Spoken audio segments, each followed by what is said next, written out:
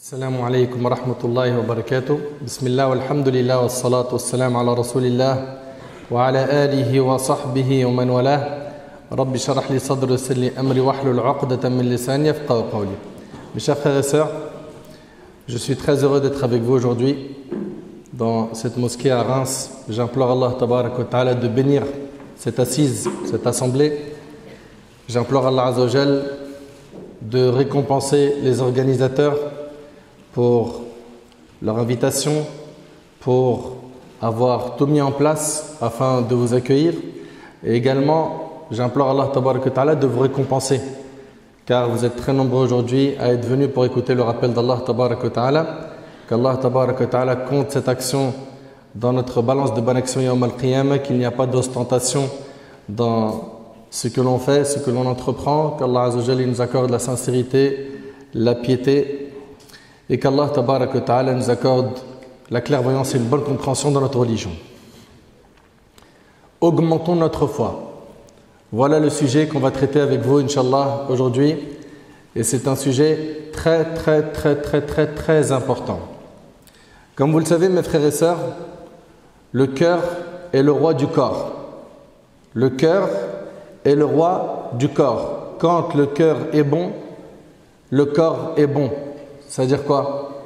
Les membres agissent dans les actes de piété. Quand le cœur est mauvais, les membres sont mauvais. Le cœur est pour le corps ce qu'est le roi pour ses soldats. Un roi bon, il a des soldats, une armée qui n'est pas injuste, qui obéit, qui ne fait que du bien. Un roi mauvais, ses soldats, ses membres, ce qu'on vise surtout c'est quoi? C'est les membres, ils n'agiront qu'en mal. Et on implore Allah tabarak wa ta'ala d'améliorer la situation de notre cœur. Le musulman et la musulmane doivent se soucier de l'état de son cœur, de l'augmentation et de la diminution de sa foi. C'est-à-dire quoi? C'est-à-dire que tu dois surveiller ta foi comme certains surveillent leur compte bancaire ou ils surveillent leur téléphone quand il y a des notifications. Toute la journée, il est en train de sortir son téléphone de sa poche pour voir s'il a reçu quelque chose, un message, WhatsApp, une notif sur Snap, Insta, etc. Le croyant intelligent, clairvoyant, il doit toujours surveiller sa foi. Parce que la foi, elle augmente avec les bonnes actions et elle diminue avec les péchés. Et quand elle diminue avec les péchés, qu'est-ce qui se passe? La foi, elle s'use. Et à la fin, le cœur durcit. Et quand le cœur durcit, il est plus sensible au rappel. Il est plus sensible au rappel. On connaît probablement des gens, tu lui dis, regarde ce que tu fais, c'est pas bien dans la religion, tu lui ramènes des textes, des preuves, etc. Il n'est pas sensible au rappel. Pourquoi? Il a fait durcir son cœur. Pourquoi? Il a fait trop de péchés dans sa vie. Est-ce que ça veut dire que c'est trop tard? Non. Justement, à la fin, on va proposer des solutions, là. Mais ce qu'il faut, c'est quoi? C'est se soucier de l'état de son cœur. Mes chers frères et sœurs, notre thème va être divisé en 4 parties. La première partie, c'est renouvelle ta foi. La deuxième partie sera la dureté du cœur et le manque de crainte d'Allah tabarak wa ta'ala. La troisième partie est où vas-tu? Et la quatrième partie, à quand un repentir sincère? À quand un repentir sincère? Mes chers frères et sœurs, je le dis, je le répète, la foi, elle augmente et elle diminue. La foi, c'est une croyance par le cœur, une parole que tu prononces par la langue et une concrétisation de la mise en œuvre du dîn d'Allah par les membres. Allah tabarak wa ta'ala nous dit هو الذي أنزل السكينة في قلوب المؤمنين ليزدادوا إيمانا مع إيمانهم. C'est lui Allah qui a fait descendre la quiétude dans les cœurs des croyants afin qu'ils ajoutent une foi à leur foi. Soyez attentifs s'il vous plaît. C'est lui qui a fait descendre la quiétude dans les cœurs des croyants afin qu'ils ajoutent une foi à leur foi. Donc on voit ici que la foi elle augmente, mais elle diminue également. Et je le dis, je le répète, la foi elle augmente avec quoi? Avec les bonnes actions. Et elle diminue avec les péchés. Sachez que les péchés forment des nuages qui empêchent la lumière de pénétrer le cœur. Tout comme les nuages cachent les rayons de soleil, cachent le soleil, eh bien, il faut savoir que les péchés, quand ils sont accumulés, qu'est-ce qui se passe? Il y a un nuage de péché qui se forme sur le cœur qui empêche la lumière de la foi de pénétrer dans le cœur. Lorsque le nuage de péché disparaît, le cœur rayonne. Mais une question, comment renouveler notre foi? Comment renouveler notre foi? On renouvelle notre foi avec quoi? Avec le fait de se repentir sincèrement pour Allah Tabaraka wa Ta'ala tout le temps. Le croyant, il sait qu'il n'est pas infaillible. Personne parmi nous est un ange, n'est-ce pas? On fait tous des péchés. Ce qu'il faut faire, c'est quoi? Une fois que je tombe dans un péché, je me repens. Je regrette. Et ici, tous, sans exception, on fait des péchés. Voire même des grands péchés, pas des petits. Mais le pieux est celui qui, lorsqu'il tombe dans un péché, petit ou grand, tout de suite, il regrette, il revient vers Allah. Azza wa Jal. Donc, pour renouveler notre foi, il faut quoi? Se repentir tout le temps, sincèrement pour Allah subhanahu wa ta'ala. Également, exposer notre cœur à ce qui va augmenter notre foi, souder les obligations, s'écarter des interdits. Les 5 prières, elles sont soudées. Toutes les obligations religieuses, elles sont bien accomplies. Je m'écarte du haram. Également, je lis le Coran, je le médite, j'évoque Allah, je fais du dhikr, je prie sur le prophète alayhi salatu wassalam, je multiplie l'istighfar, le fait de demander pardon à Allah tabaraka wa ta'ala. Je visite les tombes, je visite les malades. J'oublie pas les invocations du matin et du soir. J'aide les gens autant que possible, je dépense dans les nobles causes. Parrainage d'orphelins, aider les pauvres, les femmes veuves, les personnes en difficulté. Voilà, toutes ces actions, elles augmentent la foi. Toutes ces actions augmentent la foi. Je vous l'ai dit, je le répète, le cœur, c'est le roi du corps. Il faut vraiment se soucier de notre cœur. Le prophète, alayhi salatu wassalam, dans le hadith d'Abi Nu'aym, il dit, il n'y a pas de cœur qui n'ait pas de nuage semblable à celui de la lune. Lorsque celui-ci s'illumine et qu'un nuage la surpasse, elle s'assombrit. Et si le nuage se dissipe, elle illumine. Donc on voit ici qu'il y a des nuages qui viennent quoi? Des nuages qui empêchent la lumière de pénétrer dans le cœur, la lumière de la foi. D'où l'importance de quoi? De toujours demander pardon à Allah tabaraka wa ta'ala. Tu as fait des péchés petits ou grands, le pieux est celui qui culpabilise, il revient vers Allah. Il se remet tout le temps en question. Mes chers frères et sœurs, Allah tabaraka wa ta'ala il nous dit أَلَمْ يَأْنِنِ الَّذِينَ آمَنُوا أَنْ تَخْشَعَ قُلُوبُهُمْ لِذِكْرِ اللَّهِ وَمَا نَزَلَ مِنَ الْحَقِّ وَلَا يَكُونُوا كَالَّذِينَ أُوتُوا الْكِتَابَ مِنْ قَبْلِ فَطَالَ عَلَيْهِمُ الْأَمَدُ فَقَسَتْ قُلُوبُهُمْ وَكَثِيرٌ مِّنْهُمْ فَاسِقُونَ. Le moment n'est-il pas venu pour ceux qui ont cru que leur cœur s'humilie à l'évocation d'Allah et devant ce qui est descendu de la vérité, à savoir le Coran, et de ne pas être pareil à ceux qui ont reçu le livre avant eux. Allah subhanahu wa ta'ala il dit de ceux qui ont reçu le livre avant nous, ceux-ci trouvèrent le temps assez long. Mais on a le temps de nous repentir, il y a le temps, je suis encore jeune, tu me parles de salat, tu me parles de hijab, tu me parles d'obligation, il y a le temps. T'abuses, plus tard, quand je vais me marier, je vais me caser, je serai carré. Je vais faire un hajj, Inch'Allah, tout va se régler. Ramadan prochain, je reprends le fajr, je reprends même les salawats bien, t'inquiète.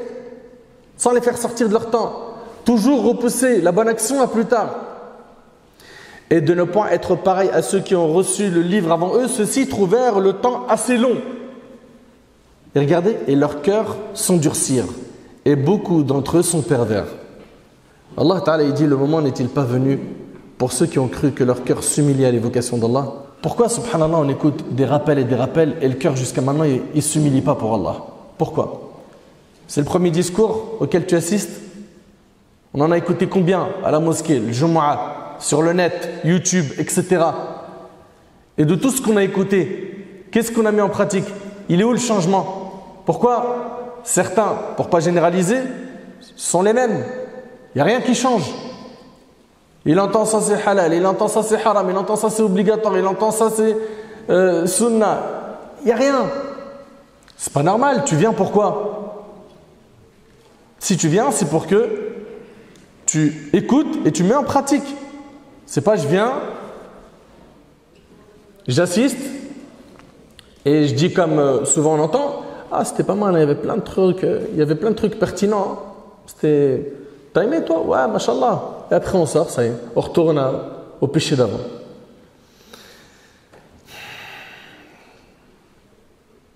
La dureté du cœur est la cause du manque de crainte d'Allah tabaraka wa ta'ala. Plus le cœur est loin de taqwa, plus il durcit. Plus le cœur il est loin de la piété, plus il durcit. Et subhanallah, on vit une époque où malheureusement énormément de gens ont assombri leur cœur par les péchés. Et c'est pas simplement ils l'ont assombri, mais ils appellent à l'assombrissement du cœur avec les réseaux sociaux. À l'époque, il n'y avait pas internet. C'est-à-dire que c'était du bouche à oreille. Tiens, fume. Allez, c'est rien. Ah, t'es jamais sorti avec une fille? Pff, regarde. Et t'entends tout, hein. Bouffon. C'est le classique, hein. Et t'entends des insultes et tout, et on se moque de celui qui essaie de se préserver d'obéir à Allah.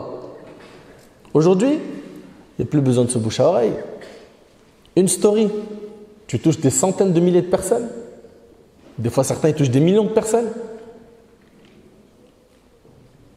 Et ça appelle au haram dans le plus grand des calmes, sans aucune gêne, sans aucune honte. Subhanallah, Allahu Akbar. Ils ont bu, ils ont fumé, ils prennent ça en photo, ils le postent. Puis comme des fois, je ne sais pas comment ça se passe, des fois ils ont des montées de foi, mashallah. Quelques stories plus tard, tu vois un tapis de prière. Il est en train de faire salat. C'est bien, mashallah. Mais les stories d'avant, c'est pas bien. Je reviens à dire que malheureusement, énormément de gens aujourd'hui font le haram et ils s'en vantent. Et ils publient ça sur le net. Et le prophète alayhi salatu wassalam a dit: toute ma communauté lui sera pardonnée, okay, elle peut prétendre à la clémence divine, excepté ceux qui divulguent leurs péchés au grand jour. T'imagines? Celui qui affiche ses péchés au grand jour, il est menacé d'avoir quoi? Ses actions qui ne sont pas pardonnées. Et je le dis, je le répète, hein, il poste ça sur le net et les admirateurs derrière ils disent quoi? Il vit bien lui, oh, il riche de fou, il riche. Ça s'appelle vivre ça, être dans le haram, c'est n'importe quoi. Sachez que la crainte d'Allah, elle s'obtient par une chose. Et cette crainte, elle est indispensable. Pourquoi? Parce que plus la crainte d'Allah, elle est présente, plus quoi? Ta foi, elle est préservée. Dès que la crainte d'Allah, elle diminue, la foi, elle est usée, menacée. Et j'ai une question à vous poser. Comment faire pour craindre Allah tabaraka wa ta'ala? Levez la main. Quelle est la première chose à faire, le premier chemin à emprunter pour pouvoir craindre Allah? Vas-y, petit frère. Lire le Coran. Barakallahu fik. Là-bas. Se rappeler du jugement yawm al-qiyamah. Barakallahu fik. Petit frère. Prier. Ouais, on continue. Ça y est? Ouais. Comment?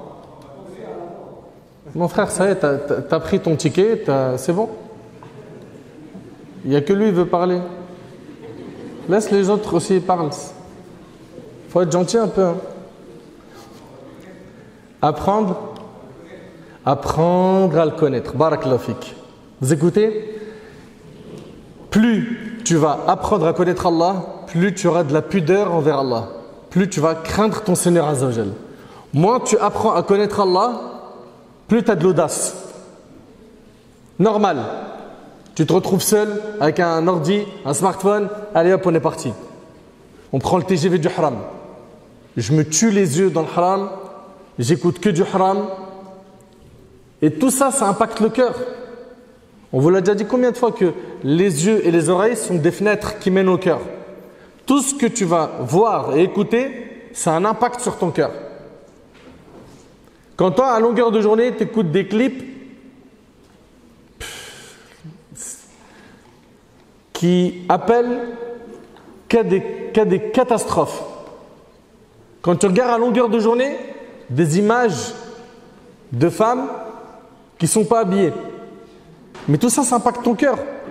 Ça impacte ton cœur. Si chaque personne se met à apprendre bien comme il faut la religion d'Allah Tabaraka wa Ta'ala, vous allez voir que ça va nous élever spirituellement parlant. Allah Tabaraka wa Ta'ala dit Innama yakhsha Allah min ibadihi al-ulama. Parmi ses serviteurs, seuls les savants craignent Allah. Le manque de science fait que la personne a quoi? Une taqwa faible, une piété qui est faible, un cœur qui est fragile, que Shaitan il peut manipuler facilement.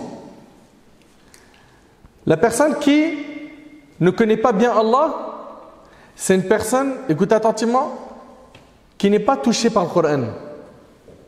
Il écoute le Coran, ça ne le touche pas. Il n'est pas touché par les exhortations du prophète alayhi salatu wassalam, par un rappel, une khutbah de Jumu'ah. Subhanallah. Il entend des rappels et des rappels, ça ne lui fait rien. Ça ne le touche pas. Pourquoi? Pourquoi certains sont atteints de cette dureté de cœur? Parce qu'ils ne connaissent pas Allah Tabaraka wa Ta'ala. Et je vais vous dire une chose qui va être dure à entendre, mais je suis désolé, il faut l'entendre. Toi, mon frère, ainsi que toi, ma soeur, qui a du mal avec les rappels, qui n'aime pas les rappels, c'est peut-être la première fois de ta vie que tu te retrouves aujourd'hui dans la mosquée pour écouter un rappel. Toi qui es allergique aux rappels, qui les fuit, qui les aime pas, sache-le. Toi qui te reconnais, toi qui n'as pas beaucoup de connaissances dans la religion, toi qui as de l'audace et qui fais beaucoup de péchés, sache que ton grand problème, et je te le dis, ça va être dur à entendre, c'est que tu ne connais pas Allah. Tu connaîtrais vraiment Allah Tabaraka wa Ta'ala, tu ne te comporterais pas comme tu te comportes actuellement. Regardez Allah Tabaraka wa Ta'ala, il nous dit quoi? Il nous dit وَكَذَلِكَ أَخْذُ رَبِّكَ إِذَا أَخْذَ الْقُرَى وَهِيَ ظَالِمَةٌ إِنَّ أَخْذَهُ أَلِيمٌ شَدِيدٌ إِنَّ فِي ذَلِكَ لَآيَةً. Telle est la rigueur de la prise de ton Seigneur quand il frappe les cités lorsqu'elles sont injustes. Son châtiment est bien douloureux et bien dur. Il y a bien là un signe. Un signe pour qui? إِنَّ فِي ذَلِكَ لَآيَةً لِمَنْ خَافَ عَذَابَ الْآخِرَةِ ذَلِكَ يَوْمٌ مَجْمُوعٌ لَهُ النَّاسُ وَذَلِكَ يَوْمٌ مَشْهُودٌ. Allah Tabaraka wa Ta'ala nous dit il y a bien là un signe pour celui qui craint le châtiment de l'au-delà. C'est un jour où les gens seront rassemblés et c'est un jour solennel. Subhanallah. Qu'est-ce que nous dit Allah Tabaraka wa Ta'ala? Il nous dit et nous ne le retardons que pour un terme bien déterminé. Allah Tabaraka wa Ta'ala il retarde le jour du jugement pour un terme bien déterminé. Le jour où cela arrivera, nulle âme ne parlera qu'avec la permission d'Allah. Il y aura des damnés et des heureux. Vous entendez? Il y aura des gens heureux et des gens malheureux yawm al-qiyamah. Subhanallah. فَمِنْهُمْ شَقِيٌّ وَسَعِيدٌ فَأَمَّا الَّذِينَ شَقُوا فَفِي النَّارِ لَهُمْ فِيهَا زَفِيرٌ وَشَهِيقٌ خَالِدِينَ فِيهَا مَا دَامَتِ السَّمَاوَاتُ وَالْأَرْضُ إِلَّا مَا شَاءَ رَبُّكَ إن ربك فعال لما يريد وأما الذين سعدوا ففي الجنة اللهم اجعلنا من أهل الجنة يا رب ففي الجنة خالدين فيها ما دامت السماوات والأرض إلا ما شاء ربك عطاء غير مجذوذ.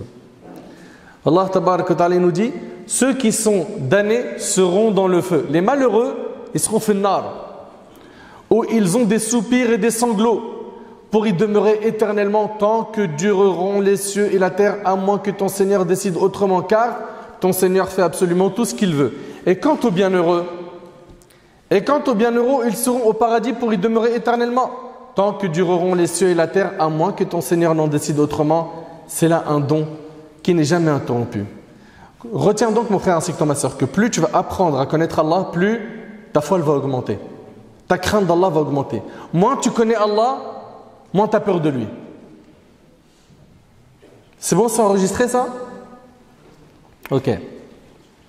Notre prophète, alayhi salatu wassalam, est-ce qu'on est d'accord pour dire que c'était l'homme le plus pieux qui a existé? Très bien. Le prophète, alayhi salatu wassalam, il dit « Ana a'lamukum billah » je suis celui qui connaît le mieux Allah. Wa ana ashaddukum lahu khashya. Et je suis celui qui le craint le plus. Il était celui qui craignait le plus Allah parce qu'il était celui qui connaissait le mieux Allah. Donc vous voyez, il y a un lien entre quoi? La connaissance et la piété. Il faut que tu apprennes pour craindre Allah tabaraka wa ta'ala. Toute personne qui est pieuse, c'est quoi un pieux? Rapidement, un pieux, levez la main. Un pieux, une pieuse. C'est quoi une pieuse? C'est une sœur qui a le hijab, des vêtements amples.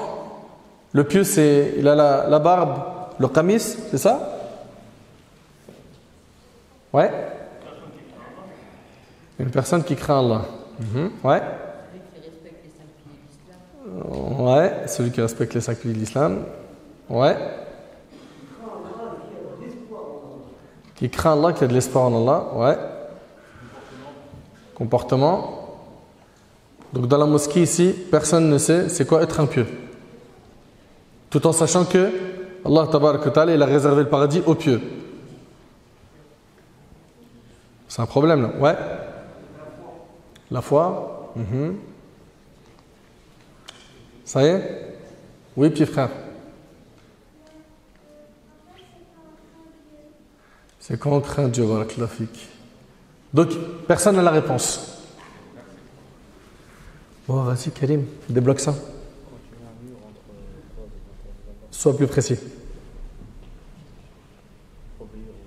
Ouais.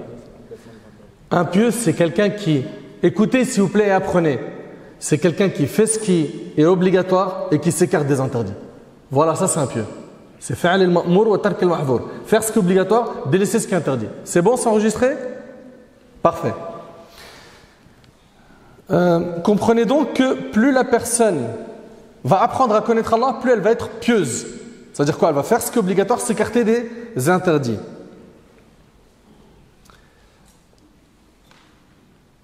Le prophète, alayhi salatu wassalam, il a été, comme vous le savez, pardonner ses péchés, n'est-ce pas? Et qu'est-ce qu'il dit aux compagnons, radiyallahu anhum? Écoutez attentivement, s'il vous plaît. C'est hyper important. Il leur dit, si vous saviez ce que je sais, vous ririez peu et vous pleureriez beaucoup. Et qu'est-ce qu'il sait, le prophète, alayhi salatu wassalam? Allô? Il a vu le paradis, il a vu l'enfer. Il les a vus. Il a vu ce qu'Allah subhanahu wa ta'ala a réservé comme délice fil jannah et comme supplice fil nar. C'est terrible ce qu'il y a en enfer. On va en parler tout à l'heure, Inch'Allah. Le prophète, alayhi salatu wassalam, il dit cette parole, et Anas radiyallahu anhu, il dit فَغَطَّ أَصْحَابُ النَّبِي صلى الله عليه وسلم وجوههم ولهم خنين أي ولهم بكاء بصوت مكتوم. Dès que le prophète il a dit cette parole, les compagnons, ils ont commencé à se couvrir le visage et se sont mis à pleurer. Je vous pose une question, s'il vous plaît. Et s'il vous plaît, méditez, soyez attentifs pour pouvoir réceptionner les leçons de cette conférence. Le prophète il a dit quoi? Si vous saviez ce que je sais, vous ririez peu et vous pleureriez beaucoup. Est-ce qu'il a fait un long discours? Est-ce que c'est un discours comme la khutbah de Jumu'ah qui fait 20, 30, 40 minutes? Non. Il a dit très peu de paroles. Est-ce qu'on est d'accord? En face, les compagnons, ils ont entendu ces quelques paroles, ils se sont mis à se couvrir le visage et pleurer. Ils ont été touchés tout de suite. Qu'est-ce qui a fait qu'ils ont été touchés? Répondez. Ouais? La pureté de leur cœur. La sensibilité de leur cœur. Aujourd'hui, on voit plein de gens qui écoutent des rappels, ça leur fait rien. Eux, ils ont écouté quelques phrases. Ça les a fait pleurer. Pourquoi? Le cœur est entretenu. Donc le prophète, alayhi salatu wassalam, il a dit très peu de paroles aux compagnons et ça les a touchés. Pourquoi? Les cœurs étaient bien entretenus. Et subhanallah, notre bien-aimé Muhammad, alayhi salatu wassalam, dans le hadith rapporté par At-Tirmidhi selon Abu Sa'id al-Khudri radiyallahu anhu, il dit: comment pourrais-je me réjouir de cette dunya, de ce bas monde, alors que le souffleur a certes collé la trompe à sa bouche? C'est qui le souffleur? Levez la main. Ouais. Israfil. Vous connaissez l'ange Israfil? C'est un ange qui a sa bouche collée à la trompe. Il attend que le signal d'Allah pour souffler 2 ou 3 fois. Il y a divergence entre les savants. Puis après, la première fois, toute l'humanité va mourir. Et pour l'opinion qui dit 2 fois, la deuxième fois, c'est pour la résurrection. Ok? Il attend que le signal d'Allah. Et le prophète sallallahu alayhi wa sallam, il dit: comment pourrais-je me réjouir de cette dunya alors que le souffleur a certes collé la trompe à sa bouche? C'est-à-dire le prophète, c'est quelque chose qui lui fait peur. Et on parle de qui? On parle du prophète alayhi salatu wassalam, le meilleur homme. Il dit: alors que le souffleur a certes collé la trompe à sa bouche, plissez le front et prêtez l'oreille en attendant qu'on lui ordonne de souffler. Et alors il soufflera. Les musulmans ont alors demandé: que doit-on dire au messager d'Allah? Il répondit: dites Hasbunallah wa ni'mal wakil. Dites Allah nous suffit et quel bon garant. Nous avons placé notre confiance en Allah, notre Seigneur. Il se peut que Soufiane ait dit: c'est en Allah que nous avons mis notre confiance. Subhanallah. Voyons ensemble quelques histoires de nos pieux prédécesseurs. Omar ibn Khattab radiyallahu anhu. Voyons comment ce compagnon et d'autres se sont comportés avec leur Seigneur Azza wa Jalla. Omar radiyallahu anhu, qui a tellement pleuré par crainte d'Allah que 2 traits noirs se sont tracés sur son visage. Omar radiyallahu anhu, celui dont le prophète sallallahu alayhi wa sallam a dit: s'il y avait eu un prophète après moi, ça aurait été Omar. Je ne sais pas si vous arrivez à réaliser le poids des mots. S'il y avait eu un prophète après moi, ça aurait été Omar. Omar radiyallahu anhu, Al-Farouq, le discernateur. Omar, qui lorsqu'il prenait un chemin, le diable en prenait un autre. Omar, il est sur son lit de mort. Et Abdullah ibn Abbas, il vient et il lui annonce des bonnes nouvelles. Il voit que Omar ibn Khattab, il est mourant. Il lui dit quoi? Il lui dit quoi? Il lui dit: Abshiri Amir al-Mu'minin. Abshiri Amir al-Mu'minin. Allez, bonne nouvelle pour toi, ô prince des croyants. Tu as été le compagnon du prophète, alayhi salatu wassalam. Tu étais proche de lui. Il dit: le prophète, sallam, il est mort en étant satisfait de toi. Puis tu as été le compagnon d'Abu Bakr, radiyallahu anhu. Et pareil, Abu Bakr est mort en étant satisfait de toi. Et il lui dit: Thumma hakamta fa'adalt. Tu as gouverné et tu as été juste. Et il lui dit: aujourd'hui, si tu meurs, sache que les compagnons du prophète, par Allah, ils sont satisfaits de toi. Ça fait beaucoup d'éloges, oui ou non? Et on parle de qui là? On parle de Omar ibn Khattab. Omar radiyallahu anhu, qui, de son vivant, il avait dit à qui? À Hudhayfa ibn al-Yaman: dis-moi, toi qui as la liste des hypocrites, est-ce que mon nom il est dedans? Et aujourd'hui, on fait un minimum d'efforts et on se jette des tonnes de fleurs. On est hyper satisfait de nous. Omar radiyallahu anhu, il demande à Hudhayfa: est-ce que mon nom il est dans la liste des hypocrites? Allahu Akbar. Et ils étaient nombreux à se remettre en question. Et là, Omar al-Khattab radiyallahu anhu, dans ce qu'il va dire à Ibn Abbas, il va lui dire: écoutez bien, si j'avais la contenance de la terre comme or, je l'aurais dépensé aujourd'hui. Pourquoi? Pour me protéger du châtiment d'Allah avant que je ne le voie. Si je possédais la contenance de la terre comme or, je l'aurais dépensé pour Allah. Pourquoi? Pour me protéger du châtiment d'Allah avant de le voir. Allahu Akbar. On y voit quoi ici? La crainte d'Allah. Mon frère, pourquoi vous êtes toujours dans la crainte, la peur? Pourquoi il n'y a pas un peu d'espoir? Premièrement, ce que tu dis, c'est totalement faux. Parce que dans les discours, on parle des deux. Et là, aujourd'hui, j'insiste beaucoup sur la crainte d'Allah et on va finir sur une grande touche d'espoir à la fin. Mais sache une chose, c'est que le croyant pieux intelligent, c'est celui qui va craindre Allah tabarak wa ta'ala comme il le faut sans tomber dans le désespoir. Sans se dire, j'ai tellement peur, c'est cuit pour moi, Allah ne me pardonnera jamais. Si tu arrives à ça, sache que Shaitan il t'a eu. Il veut te faire désespérer de la miséricorde d'Allah. Ne tombe pas dans ce panneau. Donc, une bonne compréhension saine de notre religion consiste à quoi? Adorer Allah subhanahu wa ta'ala avec crainte de son châtiment, espoir de sa miséricorde, et le tout il est piloté par quoi? Par l'amour. C'est comme un oiseau qui a une aile, c'est la crainte, une aile, c'est l'espoir, et le tout est piloté par la tête de l'oiseau, c'est l'amour d'Allah. Tu as besoin des trois, ok? Et tu as surtout besoin de bien avoir peur d'Allah tabarak wa ta'ala.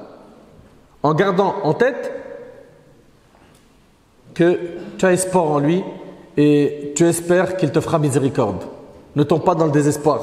Sinon, Shaitan il a marqué un point. Mu'adh ibn Jabal radiyallahu anhu, ce noble compagnon, le prophète il a dit de lui que c'était le compagnon le plus savant dans ce qui est halal et haram. Mu'adh radiyallahu anhu, c'était un compagnon très pieux. Et imaginez-vous que le prophète alayhi salatu wassalam, une fois, il a dit Ya Mu'adh, wallahi inni la uhibbuk. Il a dit Oh Mu'adh, wallahi, par Allah je t'aime. Du vivant du prophète, on aurait payé combien pour entendre une telle parole? Franchement, c'est pas immense comme mérite. Mu'adh radiyallahu anhu, il est sur son lit de mort et il dit quoi? Est-ce que l'aube s'est levée? Ils lui ont dit non. Est-ce que l'aube s'est levée? Non. Est-ce que l'aube s'est levée? Ils lui ont dit non. Et il a dit, je cherche refuge auprès d'Allah d'une nuit dont le lendemain sera l'enfer. Allahu Akbar. Il a peur du châtiment d'Allah tabarak wa ta'ala. Sufyan al-Thawri rahimahullah, c'est un grand savant connu pour sa science, sa piété, son ascétisme, un savant dans le hadith. Il est sur son lit de mort et Hammad ibn Salama, il lui dit Abshir ya Aba Abdillah, je t'annonce la bonne nouvelle, ô Abu Abdullah, innaka muqbil ala ma kunta tarjuh. Il lui dit, tu te diriges vers ce que tu espérais, à savoir le paradis, ça y est, tu y vas. Wa huwa arhamur rahimin, et il est le plus miséricordieux des miséricordieux. Fabaka Sufyan, Sufyan il a pleuré, al-Thawri, et il a dit à Hammad ibn Salama, as'aluka billahi Hammad, je te demande pour Allah, ô Hammad, atadhunnu anna mithli yanju min an-nar? Sufyan a pleuré et il a dit à Hammad ibn Salama, as'aluka billahi Hammad, atadhunnu anna mithli yanju min an-nar? Il lui a dit, je te demande pour Allah, ô Hammad, est-ce que tu penses qu'une personne comme moi peut échapper à l'enfer? On y voit quoi ici là? Une crainte d'Allah très forte, puissante. L'imam Shafi'i rahimahullah, pareil, il est mourant. Subhanallah, impressionnant. Il dit quoi? Shafi'i rahimahullah, il se met à pleurer et il dit Fala adri wallahi ya muzani atasir ruhi ila al-jannah fa uhanniha am ila an-nar fa u'azziha. Il dit oh Muzani, je ne sais pas, alors qu'il est mourant, si mon âme va aller au paradis afin que je la félicite ou si elle va en enfer afin que je lui présente mes condoléances. Ça c'est l'imam Shafi'i rahimahullah, cet homme qui était très pieux. Malik ibn Dinar rahimahullah, un parmi nos références, un parmi les pieux prédécesseurs. Il fait partie des imams, des pieux prédécesseurs. Il dit, subhanallah, Kana yaqum bil-layl, il priait la nuit. Yusalli lil-aziz al-ghafar, il priait pour Allah tabarak wa ta'ala. Wa yaqbidu ala lihiyatihi wa yabki, il prenait sa barbe, il la tenait comme ça avec sa main et il pleurait. Wa yaqul ya Rab, ô Seigneur, laqad alimt sakin al-jannah wa sakin al-nar. J'ai su ce qui sera attribué aux habitants du paradis et aux habitants de l'enfer. Fafi ayyi ad-darayn manzil Malik ibn Dinar. Dans quelle des deux demeures sera celle de Malik ibn Dinar? Au paradis ou en enfer? Ce sont des gens qui étaient connus pour faire beaucoup d'adoration, être très attachés à leur religion, qui priaient la nuit, qui lisaient le Coran, qui enseignaient la religion. Ils ont passé leur vie au service d'Allah. Et regardez, ils ont un point commun, c'est quoi? La taqwa, elle est visible. Ils avaient peur d'Allah subhanahu wa ta'ala. On vient de voir ensemble le premier point qui est renouvelle ta foi.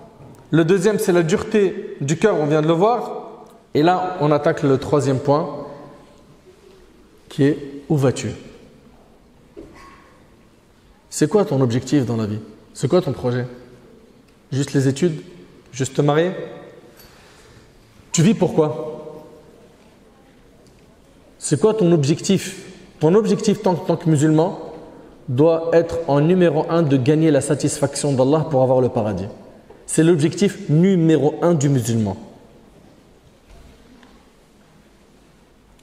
Pose-toi la question, à chaque fois que tu fais un péché, pose-toi la question, je vais où là? À chaque fois que tu te retrouves dans une mauvaise assemblée, avec des fréquentations sataniques,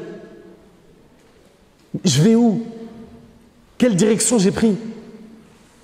À chaque fois que tu te retrouves avec une femme isolée, que ce soit sur le net, dans les réseaux sociaux ou dans un endroit pour une rencontre physique, pose-toi la question, toi qui fais ça dans le haram, tu vas où? À chaque fois que tu fumes, à chaque fois que tu écoutes ces clips empoisonnés, à chaque fois que certains de nos petits frères, ils jouent au paris sportif, tu vas où? Pose-toi la question. Subhanallah, pose-toi la question. Ceux qui sont tombés dans la fornication, ceux qui consomment des substances illicites, ceux qui vendent du haram, ceux qui volent, ceux qui passent leur temps à séduire une personne du sexe opposé, c'est un jeu. Tu vas où? C'est quoi l'objectif de ta vie? On entend même des gens mariés qui tombent dans quoi? La tromperie, qui mangent le haram, qui jouent avec les filles des musulmans. Pose-toi la question, où est-ce que tu vas comme ça? As-tu oublié qu'Allah tabaraka wa ta'ala dit فَمَنْ يَعْمَلْ مِثْقَالَ ذَرَّةٍ خَيْرًا يَرَهُ وَمَنْ يَعْمَلْ مِثْقَالَ ذَرَّةٍ شَرًّا يَرَهُ. Quiconque fait le poids d'un atome de bien, il le verra. Et celui qui fait le poids d'un atome de mal, le jour du jugement, il le verra. Pose-toi la question, qu'est-ce que je vais dire à Allah tabaraka wa ta'ala le jour du jugement? Est-ce qu'on fait partie de ceux qui font les bonnes actions et qui, Yawm al-Qiyamah, seront au paradis? Est-ce qu'on est de ceux-là? Ou est-ce qu'on est de ceux qui retardent le repentir, retardent les bonnes actions? Mes chers frères et sœurs, là, on va aborder une séquence qui va être un peu dure à entendre. Mes chers frères et sœurs, voyons ensemble ce qui est réservé aux gens en enfer.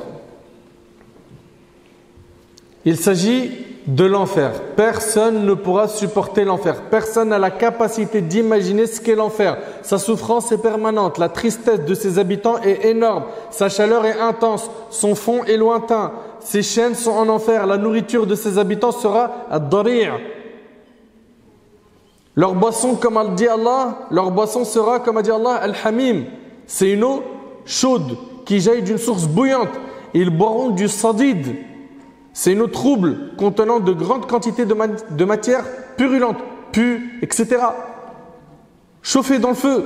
Ces habitants ne mourront pas, ne dormiront pas et ne se reposeront pas. Ils seront en enfer. Leurs vêtements seront de feu. Leurs couvertures seront de feu. Leurs lits seront de feu. Ils mangeront du feu. Leur boisson sera du feu. Mes frères et sœurs, il s'agit de l'enfer, la demeure de la misère et de l'humiliation, du châtiment. Les châtiments en enfer sont de plusieurs types.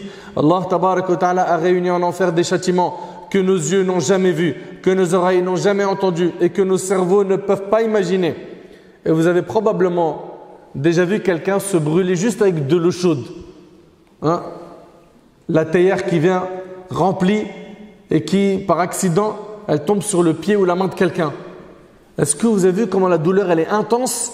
Imaginez-vous là, on ne parle pas d'une brûlure sur la main ou sur le pied, mais tout le corps qui est dans le feu. Et selon Abu Hurayra radiyallahu anhu, le prophète sallam a dit, écoutez bien, votre feu, celui qu'allume le fils d'Adam, est une des 70 parties du feu de la géhenne. Votre feu, celui qu'allume le fils d'Adam, est une des 70 parties du feu de la géhenne, de l'enfer. À l'occasion, les gens lui dirent, par Allah, si tel est le cas, ce feu suffirait. le feu de la dunya, il suffit déjà, c'est trop. Le prophète sallam reprit, le feu de la géhenne a en plus que le feu terrestre 69 parties dont chacune d'elles a l'ardeur du feu terrestre, rapporté par Bukhari et Muslim. Et le prophète sallam il dit dans un hadith rapporté par Bukhari et Muslim selon Nu'man ibn Bashir, le jour de la résurrection, l'homme qui aura les tourments les plus légers, c'est-à-dire le plus petit châtiment en enfer, sera quelqu'un à qui on mettra 2 braises dans les creux de la plante des pieds qui font bouillir sa cervelle. Allahu Akbar. Ça, c'est le plus petit châtiment en enfer. C'est quoi? C'est qu'on te mette 2 braises dans le creux de la plante des pieds. Allahu Akbar. Pense pas que tu auras des bottes de sécurité, de protection. Non, c'est pieds nus. Ça, c'est le plus petit châtiment. Et le prophète me dit quoi? 2 braises dans les creux de la plante des pieds qui font bouillir sa cervelle. Allahu Akbar. Qui font bouillir sa cervelle. Ça, c'est le plus petit châtiment. Mais qu'en est-il du plus grand? Si bien qu'il croit que nul n'a des tourments plus grands que les siens. Et c'est pourtant celui d'entre eux qui a le plus léger supplice. Qu'Allah nous protège de l'enfer. Dites Amin. Mes chers frères et sœurs, l'enfer est terrible. Allah tabarak wa ta'ala dit أَذَلِكَ خَيْرٌ نُزُلًا أَمْ شَجَرَةُ الزَّقُومِ إِنَّا جَعَلْنَاهَا فِتْنَةً لِلظَّالِمِينَ إِنَّهَا شَجَرَةٌ تَخْرُجُ فِي أَصْلِ الْجَحِيمِ طَلْعُهَا كَأَنَّهُ رُؤُوسُ الشَّيَاطِينِ فَإِنَّهُمْ لَآكِلُونَ مِنْهَا فَمَالِئُونَ مِنْهَا الْبُطُونَ. Est-ce que ceci est meilleur comme ces jours où l'arbre de Zaqum, nous l'avons assigné en épreuve aux injustes? C'est un arbre qui sort du fond de la fournaise, du fond de l'enfer. Ses fruits sont comme des têtes de diable. Ils doivent certainement en manger et ils doivent s'en remplir le ventre. Allahu Akbar. Laysa lahum ta'amun illa min dari' la yusmin wala yughni min ju'. Allahu Akbar. Allah subhanahu wa ta'ala il dit Hal ataka hadithul ghashiya. T'est-il parvenu le récit de l'enveloppante, le jour du jugement? Ce jour-là, il y aura des visages humiliés, préoccupés, harassés. Ils brûleront dans un feu ardent et seront abreuvés d'une source bouillante. Il n'y aura pour eux d'autre nourriture que des plantes épineuses. Des plantes épineuses. Ça, c'est la nourriture des gens de l'enfer, qui n'engraissent ni apaisent la faim. Vous savez, le jour du jugement, c'est le jour de la remise des diplômes. Certains d'entre vous ont passé des diplômes. Il y a le brevet pour les collégiens, le lycéen, le bac. Certains ont fait des grandes écoles, machallah, des bacs plus 7, etc. Il est avocat, médecin, et ça fait plaisir, machallah, c'est magnifique. Vous avez vu le jour de la remise du diplôme, comment vous étiez? Dans quel état vous étiez? C'était un stress familial. Il n'y avait pas que toi qui étais dans le stress. C'était toi, ton père, ta mère, ton entourage, ta famille, tes amis, tes proches, ceux que tu aimes bien. Tout le monde était stressé. Imagine-toi le jour du jugement. Le jour du jugement, ça doit être pour nous un one shot. Ça veut dire quoi? Ça veut dire que je sors de ma tombe, je suis sous l'ombre du trône d'Allah, je ne reste pas 50 000 ans debout comme certains. Le temps il est réduit pour moi comme dans un hadith entre Dhuhr et Asr. Ok? Puis après, mon jugement il est facile. On me remet mon livre de la main droite. Mes bonnes actions sont plus lourdes que les mauvaises. Je traverse le pont du Sirat à la vitesse de l'éclair. Puis après, je suis devant la porte du paradis. J'attends que ça s'ouvre. Ça devrait être notre cas. Et c'est ce qu'on doit espérer. Mais pas qu'espérer. Se donner les moyens d'avoir ça. Se donner les moyens d'avoir ça. Allah tabaraka wa ta'ala, il nous parle de ceux qui auront leur livre. Ce livre, c'est lequel? C'est celui qu'on écrit tous les jours. Par quoi? Par nos actions. Certains vont avoir leur livre de la main droite et c'est terminé pour eux. C'est enfin la victoire. J'ai eu mon diplôme, j'entre au paradis. Et d'autres vont l'avoir de la main gauche ou derrière leur dos comme dans un verset. Et là, eux, c'est la défaite. Chacun d'entre nous doit réaliser qu'à chaque instant, on est en train de remplir notre livre. Yawm al-Qiyamah, il y en a certains, ils vont venir le jour du jugement, ils vont ouvrir leur livre. C'est lecture de Coran, bienfaisance envers les parents, il a aidé les gens. Qu'est-ce qu'il a dépensé, fi sabilillah? Il s'est préservé de tomber dans le haram. À chaque fois qu'il voyait une mauvaise photo sur le net ou autre, il détournait le regard. Il était toujours là à apprendre la religion, à faire le bien, etc. C'était quelqu'un magnifique, utile. Et il va tourner ses pages comme ça, il est trop content. Il a eu son livre de la main droite. D'autres, ils vont prendre leur livre de la main gauche et c'est sombre. Et vous savez, ce qui m'attriste, c'est qu'il y a des gens qui font des péchés, ça c'est une chose, mais en plus de ça, ils incitent les autres à faire des péchés. C'est-à-dire que ce sont des moteurs dans le mal. Ou, ça va piquer un peu les oreilles, ce sont des recruteurs pour Jahannam, l'enfer. Et ces gens-là utilisent maintenant les réseaux sociaux.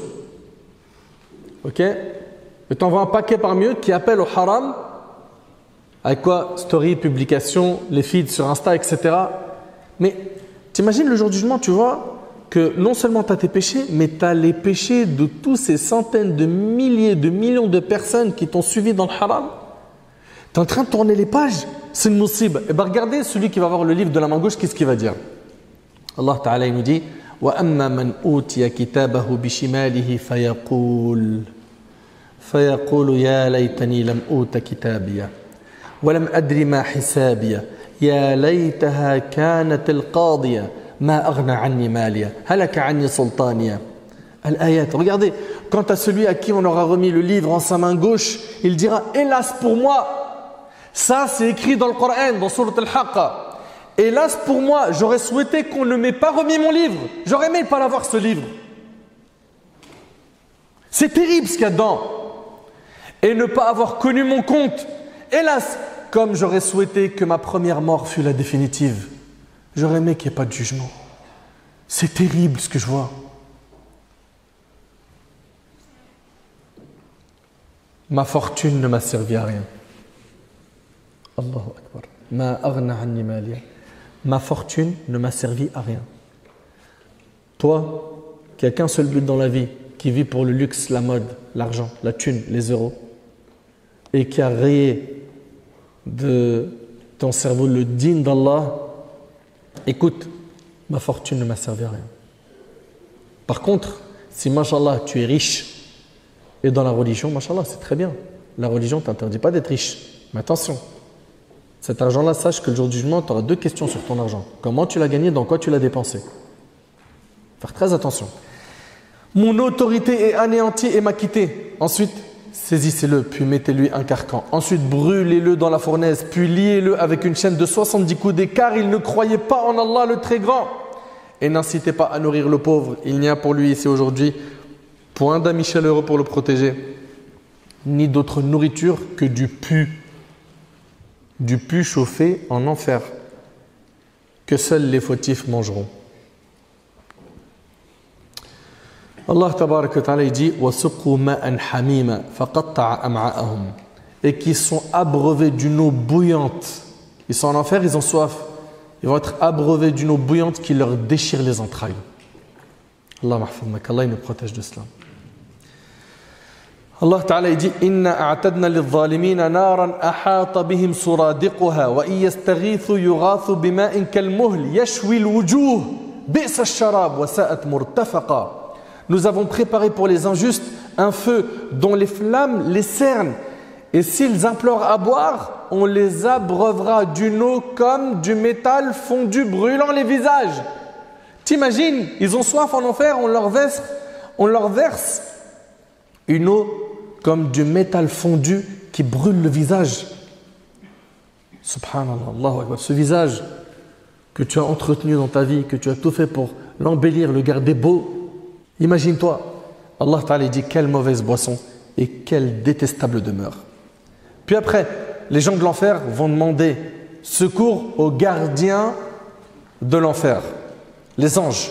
وَقَالَ الَّذِينَ فِي النَّارِ لِخَزَنَةِ جَهَنَّمَ ادعوا ربكم يخفف عنا يوما من العذاب قالوا أولم تك تأتيكم رسلكم بالبينات قالوا بلى قالوا فادعوا وما دعاء الكافرين إلا في ضلال. Et ceux qui seront dans le feu diront aux gardiens de l'enfer priez votre Seigneur de nous alléger un jour de notre supplice, juste qu'Allah il nous soulage juste un jour de notre supplice. Ils diront vos messagers ne vous apportaient-ils pas les preuves évidentes? Ils diront si. Les gardiens diront, eh bien, priez. Et l'invocation des infidèles n'est pas qu'aberration. Quand ils vont désespérer des gardiens de l'enfer, ils vont se concentrer sur le gardien de l'enfer, Malik. C'est un ange qui est le gardien de l'enfer. وَنَادُوا يَا مَالِكْ لِيَقْضِي عَلَيْنَا رَبُّكَ قَالَ إِنَّكُمْ مَاكِثُونَ. Ils crieront, ô Malik, que ton Seigneur nous achève. Que ton Seigneur nous achève. C'est dans le Coran. Il dira, en vérité, vous êtes ici pour y demeurer éternellement. Allahu Akbar.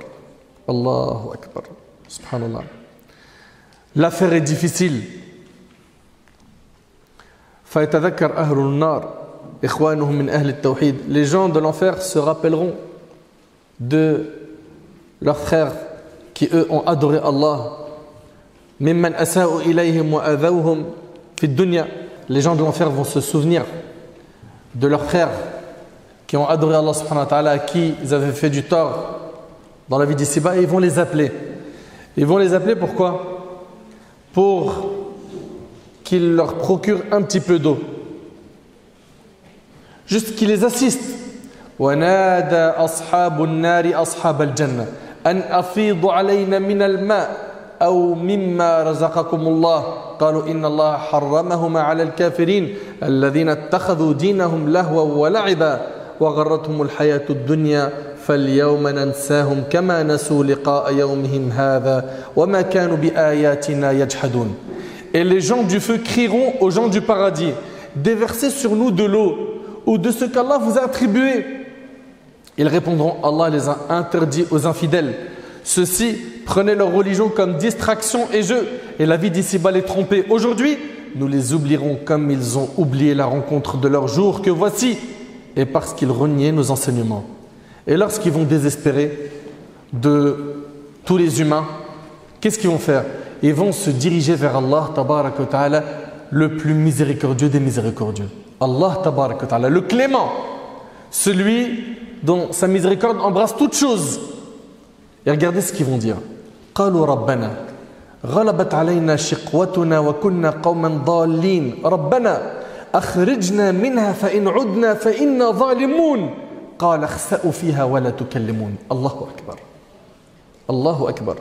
Ils diront, Seigneur, notre malheur nous a vaincus et nous étions des gens égarés. Seigneur, fais-nous en sortir. Fais-nous sortir du feu de l'enfer. Et si nous récidivions, nous serons alors des injustes. Et Allah leur dira, soyez-y refoulés, humiliés et ne me parlez plus. Est-ce que vous arrivez à imaginer? C'est terrible. Leur nourriture est de feu, leur boisson est de feu, leurs vêtements sont de feu. Subhanallah. Lahum thiyabun min nar yusabbu min fawqi ru'usihim al-hamim.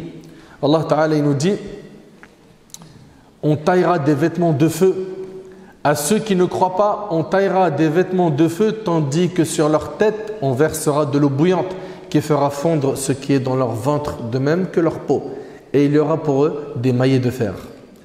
Concernant le paradis, sachez mes frères et sœurs que dans le paradis, Allah Tabaraka wa Ta'ala dit, j'ai préparé pour, écoutez bien, mes pieux serviteurs. Le paradis est réservé pour qui? Les pieux serviteurs. Les pieux sont ceux qui font ce qui est obligatoire, délaissent ce qui est interdit. C'est bon? Allah Ta'ala il dit, j'ai préparé pour mes pieux serviteurs ce que nul œil n'a vu, aucune oreille n'a entendu et aucun cerveau ne peut imaginer.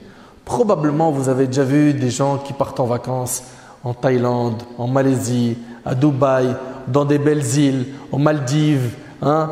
Le soleil, il trempe ses pieds, il sirote des cocktails, il est en train de kiffer, snap sur story, photo, il est en train de te rendre fou. Et toi tu te dis, waouh, oh là là, mais il faut de l'argent pour tout ça. Tu arrives à imaginer qu'Allah Ta'ala il nous dit pour le paradis, il y a ce que tes yeux n'ont jamais vu. On s'est déjà retrouvé dans des super beaux endroits. Au paradis, il y a ce que tes oreilles n'ont jamais entendu et ce que ton cerveau ne peut pas imaginer. Mais c'est une description, elle est trop puissante du paradis. Quoi que tu vas essayer d'imaginer le paradis, il est différent. Ouais, mais mon frère, on sait qu'au paradis, il y a des palais, il y a des fleuves, il y a des arbres. Même attention, hein, la ressemblance qu'il y a entre ce qui existe au paradis et ce qu'il y a dans la dunya, c'est que dans le nom, pas dans la forme. On entend palais au paradis. On pense au palais qu'on a déjà vu ici, oui ou non? Ça n'a rien à voir. Tout n'a rien à voir. Le prophète alayhi salatu wassalam, a dit: le premier groupe de bienheureux à entrer au paradis auront l'aspect de la lune quand elle est pleine. Ceux qui suivront auront la splendeur de l'astre du ciel le plus lumineux. Ils auront ni urine, ni défécation. C'est terminé au paradis, tu manges parce que tu as faim. Il n'y a pas de faim au paradis. La faim, c'est une souffrance. Il n'y a plus de souffrance au paradis. Il n'y a pas de j'ai soif. La soif aussi, c'est une souffrance. Il n'y a pas de soif au paradis. Tu bois, tu manges par plaisir, parce que tu veux kiffer. Et il nous dit, alayhi salatu wassalam, il n'y a ni urine, ni défécation. C'est terminé. Il n'y a plus de toilette. Ouais, mais mon frère, on va manger, on digère, non? Ouais. Tu sais comment tu vas digérer? C'est une odeur de parfum qui sort de ton corps. Il n'y a plus de maladie. Il n'y a pas de grossesse ou de menstrues pour les femmes, de vomissements, mal de tête. C'est terminé tout ça. Il n'y a plus de soucis. Au paradis, il n'y a plus de problèmes, il n'y a plus de soucis, il n'y a pas d'animosité. Et c'est pour l'éternité. Et on ne s'ennuiera jamais. Allahu Akbar. Allahu Akbar. Subhanallah. Ils ne cracheront pas et n'auront aucune morve. Leurs peignes sont en or. Leur transpiration et le musc. Non mais attends, t'imagines? Ça c'est la transpiration, c'est du parfum. Le Nabi alayhi salatu wassalam, il dit: leur transpiration et le musc, leur encensoir sont de coctus. D'après le Mughira ibn Shu'ba radiyallahu anhu, le prophète sallallahu alayhi wa sallam a dit: certes, Moussa, vous connaissez le prophète Moussa? Moussa qui s'est retrouvé devant Pharaon. Certes, Moussa a demandé à son Seigneur: quel est celui qui a le plus bas degré des gens du paradis? Le plus bas degré des gens du paradis. Allah lui a répondu: c'est un homme qui va venir après que les gens du paradis soient rentrés dedans et à qui on va lui dire: rentre dans le paradis. Il va dire: Seigneur, comment alors que les gens sont dans leur demeure et ils ont pris ce qu'ils devaient prendre? C'est-à-dire, pour moi, il n'y a plus de place. Et vous savez, subhanallah, Ibn Abbas radiyallahu anhu, il dit que quand on rentrera au paradis, bi'idhnillah, on reconnaîtra notre maison comme quelqu'un qui sort de la prière du vendredi et qui rentre chez lui. T'imagines, tu rentres au paradis, bon, l'équipe, on se voit tout à l'heure, Inch'Allah, hein, et tu rentres chez toi. Tu sais, elle est où ta maison? Donc ici, il lui dit: rentre au paradis. Pour lui, comment? Comment alors que les gens sont dans leur demeure et ont pris ce qu'ils devaient prendre? Il lui sera dit: serais-tu satisfait de posséder ce que possède un roi dans la vie d'ici-bas? On s'arrête un instant. Les rois, par exemple la reine d'Angleterre, vous êtes déjà parti à Londres. Ok? Ça fait partie des visites que vous faites obligatoirement. Il faut aller voir le palais de la reine. T'imagines un peu, tu vis dedans. C'est toi qui contrôle tout. La sœur, elle touche pas à la nourriture. Hein. Fais pas à manger, ça va pas la tête. Je suis la reine. Aujourd'hui, dans le menu, je voudrais ça. Pas de ménage, elle touche à rien. Monsieur, il est assis, qu'il donne des ordres, il est reposé. Et puis c'est spacieux, c'est beau, c'est grand, c'est de la verdure, etc., etc. Déjà, vivre la vie d'un roi sur terre, pour nous, c'est difficilement imaginable. Nous, quand on décroche un F4 ou un F5, ça y est, c'est bon. Allahumma lak alhamd, mon frère, tu veux que j'aille où? Le meilleur des mondes, c'est quand je suis propriétaire d'une villa. Et là, il s'agit d'avoir quoi? La vie d'un roi sur terre. Mais où? Au paradis. Déjà, c'est énorme, oui ou non? Et ça, c'est le plus petit degré au paradis. Mais donc, il n'aura que la vie d'un roi. Non, c'est pas que la vie d'un roi sur terre. Attends. Il va lui être dit: serais-tu satisfait de posséder ce que possède un roi dans la vie d'ici-bas? Il va dire: je suis satisfait de cela, au Seigneur. Il lui sera dit: tu as cela. Et son équivalent, son équivalent, son équivalent. Et encore une fois, son équivalent.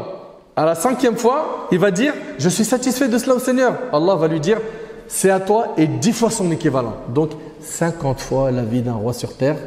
Ça, c'est le plus petit degré au paradis. Franchement. Ça ne donne pas de l'énergie, de la force pour pouvoir œuvrer dans le bien. Ça ne te motive pas à faire plus de bien, à t'appliquer dans tes prières, à les faire à l'heure, à obéir à Allah subhanahu wa ta'ala comme il le faut, à suivre le modèle qu'il nous a envoyé à Rasulullah sallallahu alayhi wa sallam. Il lui dira, Azza wa Jal, ceci est à toi et 10 fois son équivalent. Tu as tout ce que tu désires et réjouis ton œil. Il va dire, je suis satisfait au Seigneur. Moussa dit, Seigneur, et quels sont ceux qui ont le plus haut degré? Allah a dit, ceux-là sont ceux que j'ai voulus. J'ai planté leur récompense de ma propre main et j'ai mis sur elles un cachet. Ils auront ce que aucun œil n'a vu, aucune oreille n'a entendu et aucun être humain n'a imaginé. Il y a la confirmation de cela dans le livre d'Allah.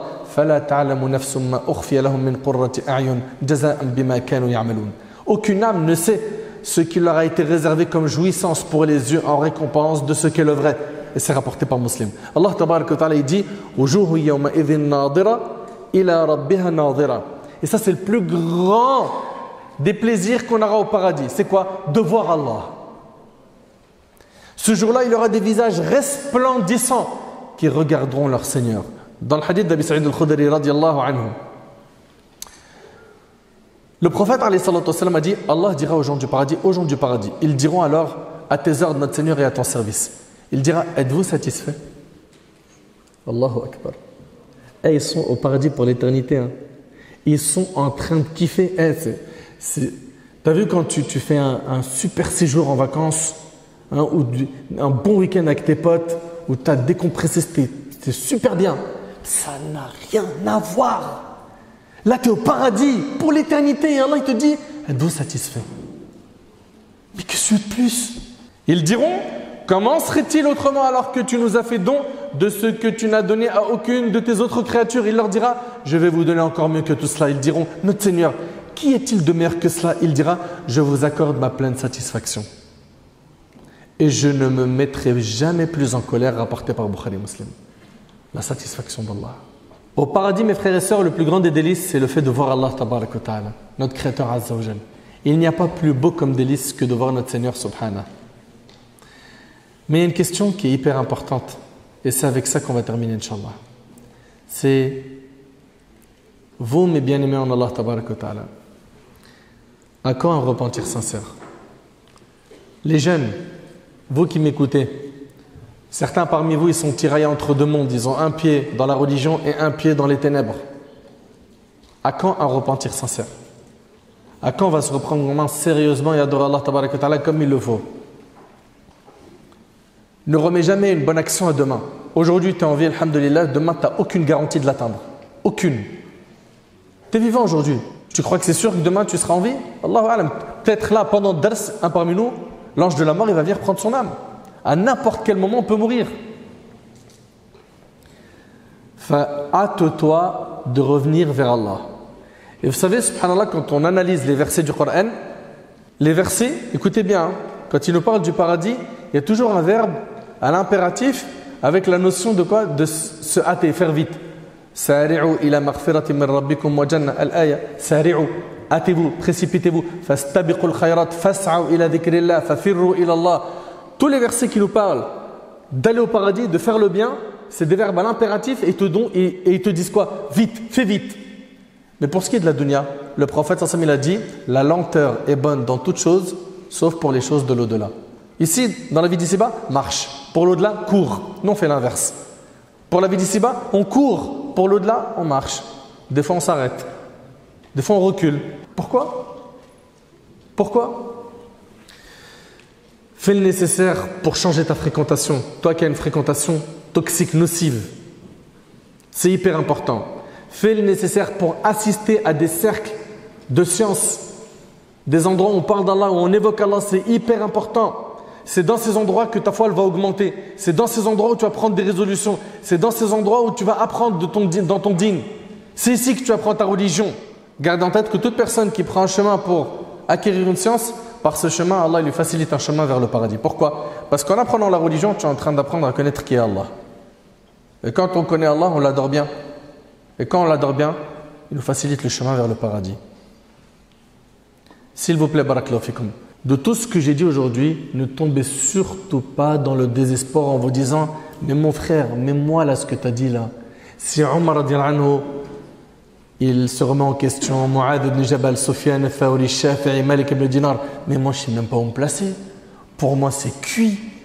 Moi c'est sûr et certain, c'est cuit, Allah ne me pardonnera pas. » Ne tombez jamais dans quoi? Dans le désespoir. C'est interdit dans la religion.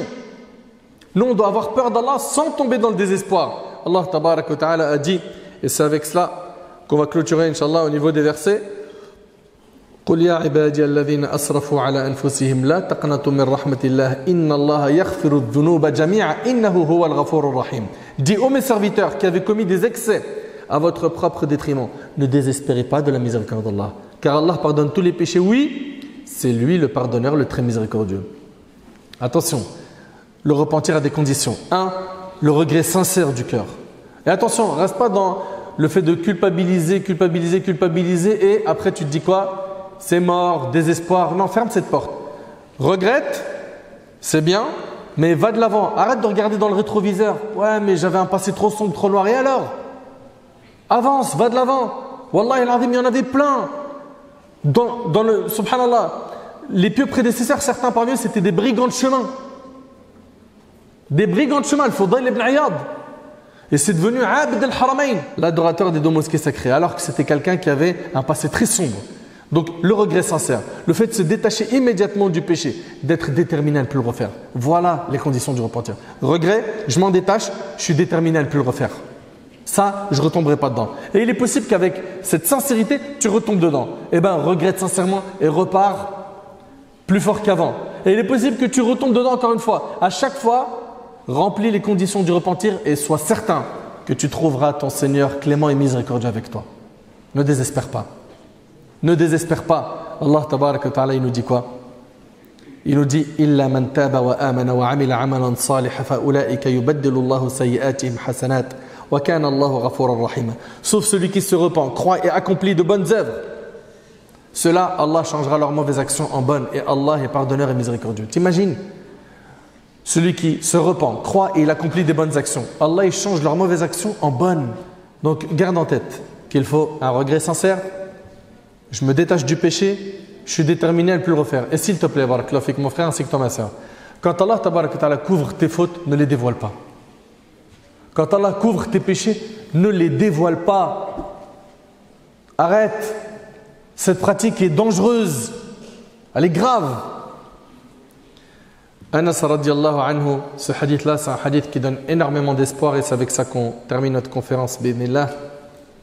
Anas radiallahu anhu rapporte avoir entendu le messager d'Allah sallallahu alayhi wa sallam dire: écoutez, Allah, le Très-Haut, a dit au fils d'Adam, tant que tu m'invoques et que tu espères en moi, je t'absoudrai ce qui s'est produit de toi sans me soucier du nombre de tes péchés. Deux choses. Tant que tu m'invoques et que tu espères en moi, je te pardonnerai tes péchés sans me soucier de leur nombre. Allahu Akbar. Donc demande pardon et garde espoir. Ô fils d'Adam, si tes péchés ont atteint les nuages du ciel et que tu me demandes pardon, je te pardonnerai sans m'en soucier. C'est pas magnifique, subhanallah. Ô fils d'Adam, si tu viens à ma rencontre avec la contenance de la terre comme péché, sans rien m'associer, je t'apporterai sa contenance, c'est-à-dire la contenance de la terre comme absolution. Et c'est rapporté par Tirmidhi. Donc quoi que tu aies fait comme péché, regarde bien, s'ils ont atteint les nuages du ciel, que tu demandes pardon à Allah, tu as espoir en lui, Allah il va te pardonner. On connaît tous le hadith de l'homme qui a tué 100 personnes. 100 personnes. Il lui a été pardonné. 100. Vous imaginez? La miséricorde d'Allah, tabaraka ta'ala, elle est grande. Et pour ceux qui disent, ouais, mais moi, mon cas, il est trop chaud, tu peux pas imaginer. Toi, en fait, tu sais ce que tu es en train de dire là? Tu es en train de dire, en fait, inconsciemment, que ton péché, il est plus grand que la miséricorde d'Allah. Mais ça va pas la tête? Tu crois que ton péché, il est plus grand que la miséricorde d'Allah? C'est une grande erreur. Donc mon frère, je ne comprends pas. C'est-à-dire, juste j'ai espoir de la miséricorde, c'est tout. Mais il faut se donner les moyens après. Pourquoi? Pour l'obtenir, cette miséricorde. Par faire les ta'at, faire les bonnes actions, s'écarter des interdits. Vous comprenez, Ahbab al-Kiram? Donc la foi, elle augmente par les bonnes actions, elle diminue par les péchés. Gardez en tête ce qui a été dit aujourd'hui sur le paradis et l'enfer. Et apprenons à faire des vrais choix dans notre vie. Des vrais choix. Toi, en tant que musulman, tu dois faire les choix qui vont satisfaire ton Seigneur Azza wa Jal. Pourquoi? Pour vivre ici en paix et surtout dans l'au-delà. Enfin, j'implore Allah tabarak wa ta'ala de nous accorder une bonne compréhension de sa religion. J'implore Allah tabarak wa ta'ala de nous pardonner nos manquements. Allah subhanahu wa ta'ala an yataqabbala minna wa minkum salih al-a'mal wa an yatuba alayna tawbatan nasuha. Salahu tabarak wa ta'ala an yanfa'ni bima qultu wa an yanfa'akum bima sami'tum. هذا والله أعلم سبحانك اللهم بحمدك أشهد أن لا إله إلا أنت أستغفرك وأتوب إليك وآخر دعوانا أن الحمد لله رب العالمين وبارك الله فيكم.